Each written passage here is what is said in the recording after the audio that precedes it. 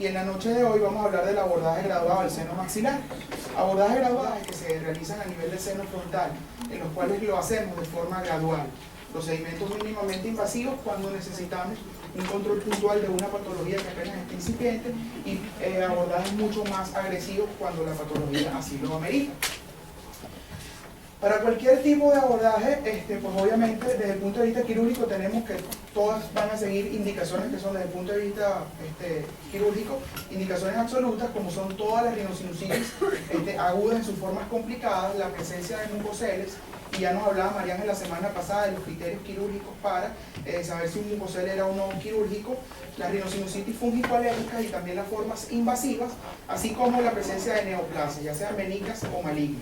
Y dentro de las complicaciones dentro de las indicaciones relativas, pues aquellos cuadros de poliposis nasosinusal que han sido refractarios a tratamiento médico convencional y aquellas formas de rinosinusitis crónica o aquellas formas agudas que se están haciendo recurrentes en el tiempo. Una vez nosotros ya hayamos catalogado pues, de qué paciente se trata, vamos a tratar de sistematizar el estudio y de colocar procedimientos mínimamente invasivos para la patología inflamatoria, ya sea rinosinusitis crónica bacteriana o las formas fúngicas, procedimientos digamos que son un poco más intermedios en los cuales ampliamos esos márgenes de resección para la patología tumoral, en las cuales tenemos la endarterectomía maxilar o la maxilectomía medial endoscópica como su forma máxima, y también la utilización de abordajes combinados, cuando nosotros necesitemos tener un control de toda la pared, en este caso el seno maxilar, y básicamente necesitemos o amerite la instrumentación y control de ese seno paranasal en una visión de 360 grados. Para preparar a este paciente debemos hacer un análisis tomográfico exhaustivo. Ya Mariana nos adelantó la semana pasada unos conceptos importantes en cuanto al análisis tomográfico de todos los pacientes. Sin embargo, yo quiero tomarme unos minutos en que nosotros nos llevemos la idea de que esto es como el mapa del tesoro.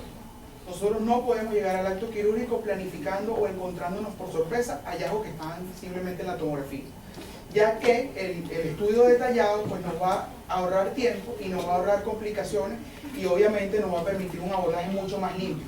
Recordemos que todos los abordajes endoscópicos ameritan una visualización. Y la visualización viene dada por no hacer injurias en el tejido mucoso que nos va a provocar sangrados que al final nos va a enturbiar el camino. Como primer punto, verificar la neumatización del seno maxilar, esto es una hiperneumatización. Verificar la bilateralidad o la presencia del seno en ambos lados. Obviamente este está hipoplásico, o como lo veremos más adelante, se trata de un seno maxilar silente y esto va a tener también sus repercusiones a la hora de planificar nuestra cirugía. Verificar la permeabilidad de este complejo osteomeatal, saber que en esa zona del complejo osteomeatal va a haber una actividad muy rica en el movimiento ciliar y saber que esa inflamación crónica va a perpetuada en el tiempo, va a obstaculizar de alguna manera el drenaje libre de esa secreción mucosa, obviamente hacia las estructuras o los sitios de drenaje de los diferentes senos paranasales. El septum nasal, central o desviado, esto también ya nos comentaba el doctor Cabrera, solamente tratar el septum en el caso de que se constituya como un obstáculo en el abordaje, en este caso del seno maxilar, y pues obviamente tratando siempre de preconizar que el septum no se toca cuando tú tienes un procedimiento endoscópico planificado, pero si el septum nos ofrece estas características, pues obviamente que debemos abordarlo antes porque si no va a ser un camino tortuoso de llanto y sangre durante toda la cirugía. Para nosotros es particularmente útil, además de utilizar la vía maxila-premaxila, en el momento de resecar los defectos óseos que se presenten, la realización de puntos transfixiantes, de manera de darle cierta estabilidad a esos túneles mucosos, de manera a disminuir la turbulencia que se genera. El doctor nos hablaba de una resección puntual. Yo particularmente hago en todos los casos, hago mis túneles anteriores, reseco mis defectos y lo que hago es, como manera previsiva para evitar esa ondulación indeseable durante el abordaje, es hacer los puntos transfixiantes. Considerar todas las variantes anatómicas de los cornetes inferiores, grados de hipertrofia, grados de neumatización, la presencia de conchas bulosas y las curvaturas paradójicas que nos puedan ofrecer los cornetes inferiores, los cornetes medios, perdón. y este grado de hiperneumatización que también está obstruyendo todo lo que es este complejo instrumental que finalmente va a ser nuestro sitio de trabajo. Desviaciones y inserciones de las apófisis fusiformes, esto siempre es importante. Acuérdense que no solamente vamos a tratar un seno maxilar. Recordar que todos los gestos quirúrgicos tienen algún tipo de repercusión en la fisiología posterior y en la recuperación de estos pacientes. Atender específicamente cuál va a ser la inserción de esta apófisis fusiforme para de esta manera tener alguna manera de predecir cuál va a ser el drenaje de nuestro seno frontal y obviamente complementarlo pues con la apertura del agernacio. En cuanto a la presencia de atelectasias, esto también va a suponer modificaciones en la técnica quirúrgica, ya que como veremos más adelante al estudiar el mecanismo fisiopatológico por el que esta condición se produce, fíjense que vamos a tener una asimetría en el techo del seno maxilar por descenso de la órbita. Se producen fuerzas negativas dentro del seno y eso tracciona el piso de la órbita con su consecuente descenso. Esto supone un cambio en la técnica quirúrgica, ya que la forma en la que tú atacas o la que tú incides sobre la apófisis fusiforme va a variar.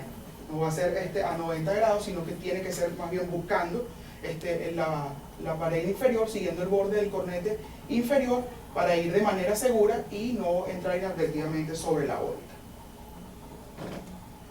Y por último, la consideración de la presencia de celdillas intramurales, como lo es la celdilla de Haller, que sabemos que si no la resecamos, entonces igualito vamos a tener al final obstrucción del seno maxilar que estamos abordando. Técnica quirúrgica. Ya nos habían adelantado la semana pasada, disposición de quirófano, la necesidad de contar con instrumentación de todo tipo. Instrumentación de corte frío, instrumentación motorizada o potenciada como el shaver, pinzas de presión, elementos hemostáticos. Y obviamente en este seno paranasal particularmente es mucho más importante porque no es un seno que nosotros abordamos de forma directa, con visualización a 0 grados, sino que es un seno que está en el plano parasagital, por lo tanto nosotros necesitamos alguna deangulación para mirar, controlar la enfermedad residual que pudiera estar quedando en el seno y también obviamente para brindar márgenes de resección mucho más amplios. La técnica quirúrgica que van a conseguir en la mayoría de los textos nos habla de una uncinectomía que se realiza de forma anterógrafa. Una uncinectomía que puede ser precedida por la punción y bloqueo de lo que es el paquete vascular que se encuentra a este nivel. ¿Qué arterias estamos bloqueando ahí? Esto es transnasal, borde libre de la apófisis fusiforme en esta región. Cambia de nombre. Fondo de la fosa pterioidea. Entra la cavidad nasal. Rama de la... Esto se puede hacer por vía transnasal y se puede hacer por vía transoral. Y eso de alguna manera pues garantiza un control de alguna manera hemostático durante la cirugía. Se realiza un corte con un bisturí arciforme, un par de milímetros por detrás de lo que es la cresta lagrimal, y se comienza la disección de anterior a posterior. Lo que nosotros les vamos a mostrar es una disección cadavérica en este caso, en la cual obviamente hacemos la identificación del borde libre de la apófisis fusiforme, que es la única estructura móvil en el plano parasagital, y que nosotros con este instrumento de probador o Valprobe o Sicker vamos a estar verificando que sea realmente esto, el borde libre, identificación de estructuras como esta, que pudiéramos pensar que es el ósteo maxilar, pero ya sabemos, ya nos habían adelantado la semana pasada que tenían una forma bien característica, más bien asalaria de la fontanela. Nunca lo vas a encontrar sin haber hecho la uncinectomía previa y que tiene esa forma redondeada. Vamos a adelantar acá un poquito.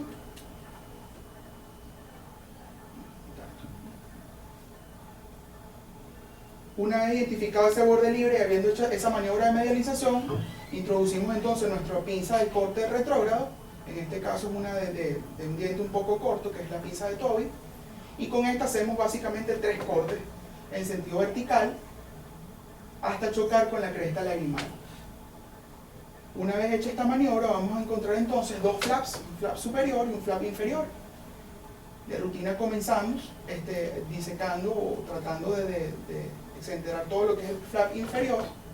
Aquí de forma demostrativa se hace la disección bien metódica de los 3 planos, mucosa, hueso, mucosa. Vamos a adelantar un poquito. Hasta la visualización del ostium, que tiene características diferentes. Entonces un ostium ovalado que vamos a encontrar entonces en el plano sagital, con un poco de inclinación también, y posteriormente, pues entonces introducimos nuestros instrumentos motorizados para acelerar entonces esta disección. Eso es en el cadáver.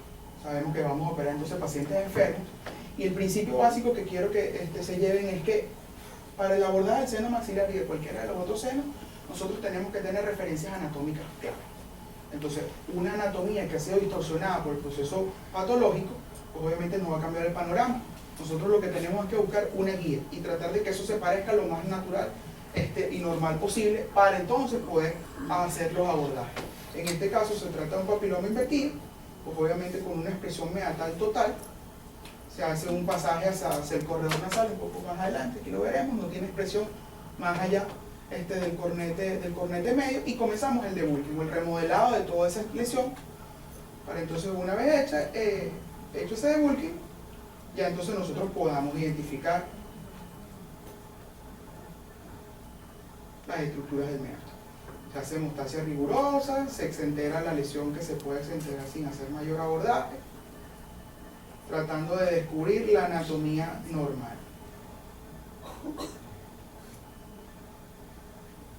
Una vez identificado entonces el borde libre de la apófisis fusiforme, se hacen los colgados y se comienza entonces la liberación de ese flavio inferior. Aquí sale más material.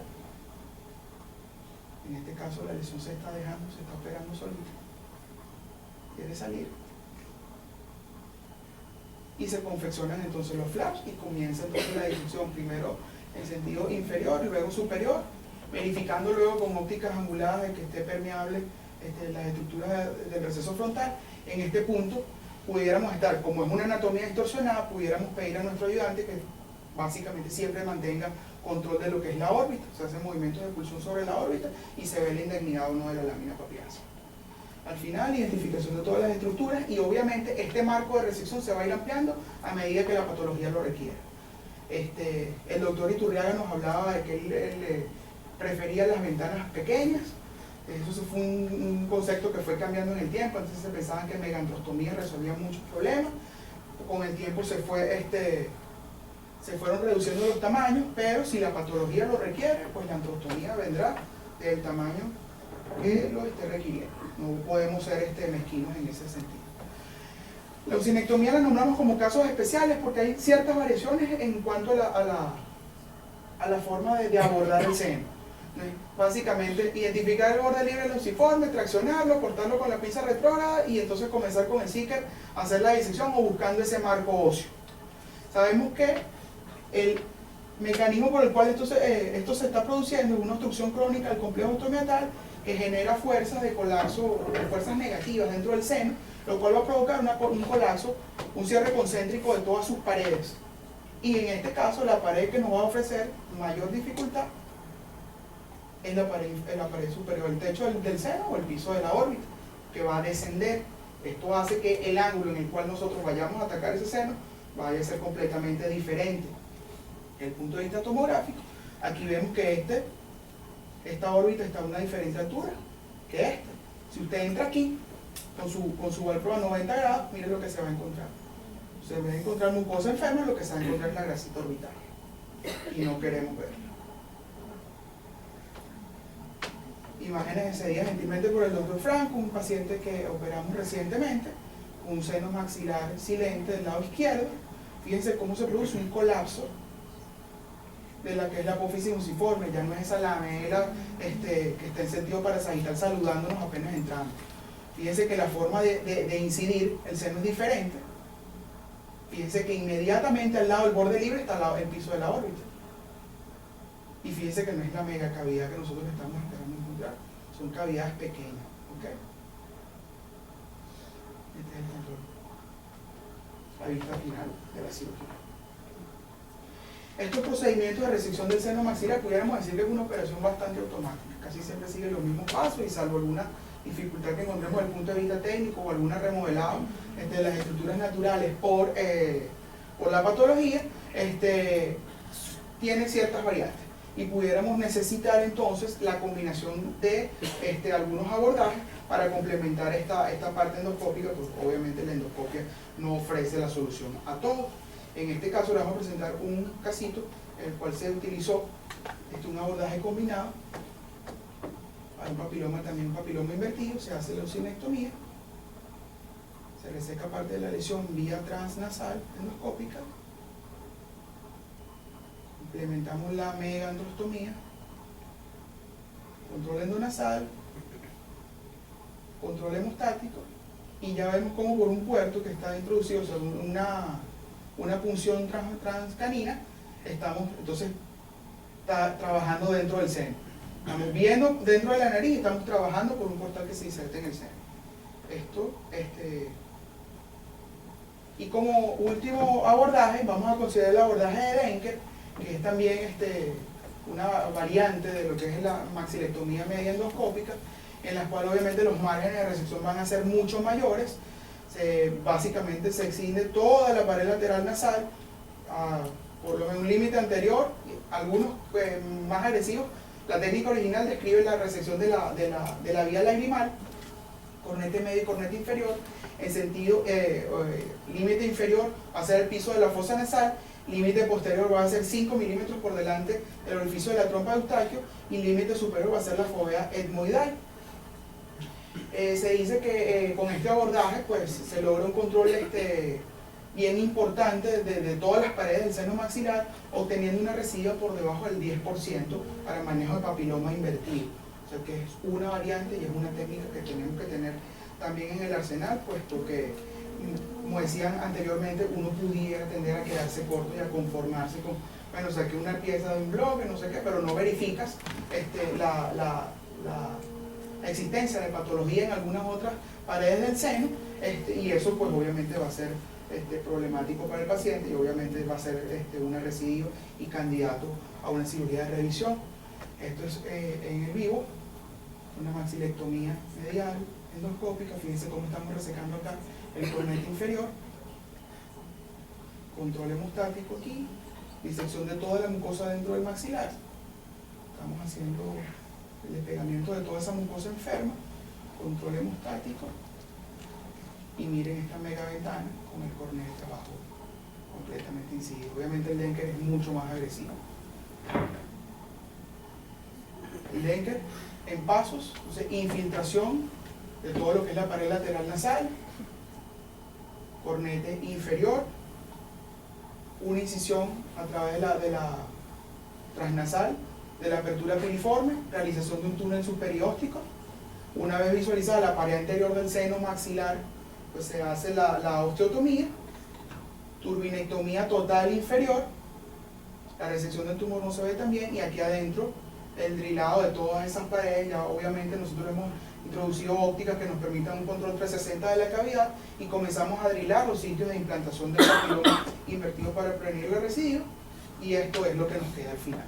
Esto es piso del corredor nasal, cornete ya sobre una compresa, desaparecido por completo, y toda la megaandrostomía fresada, pues obviamente con una hemostasia controlada. Quiero que se lleven para la casa el hecho de que los pacientes deben ser preparados de forma adecuada, con un análisis tomográfico exhaustivo, planificando nuestra cirugía, advirtiendo situaciones que no nos pueden tomar por sorpresa. Eso tiene que ir ya todo planificado.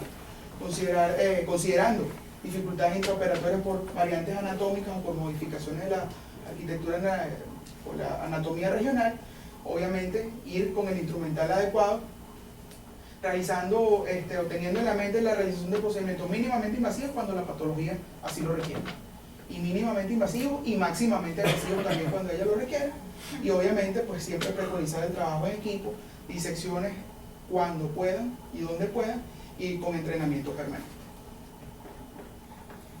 Por su atención.